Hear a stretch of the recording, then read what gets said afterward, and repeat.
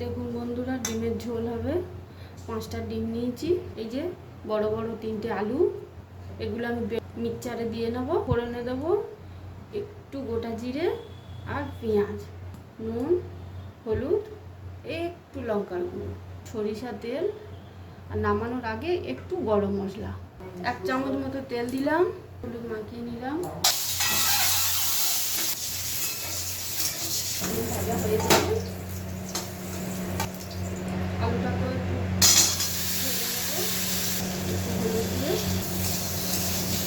আলুটাও ভাজা হয়ে গেল। গোটা জিরে,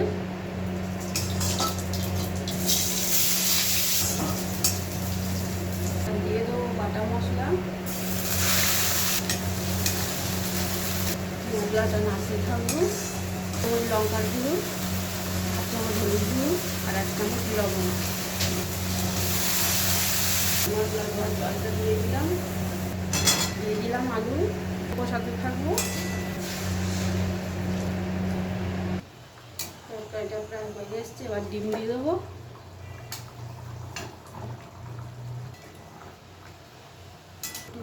গরম মশলা দিচ্ছি, আমার বাড়িতে তৈরি করা গরম মশলা। অফ করে দিলাম, দিয়ে চাপা করে এটা নামিয়ে নেবো।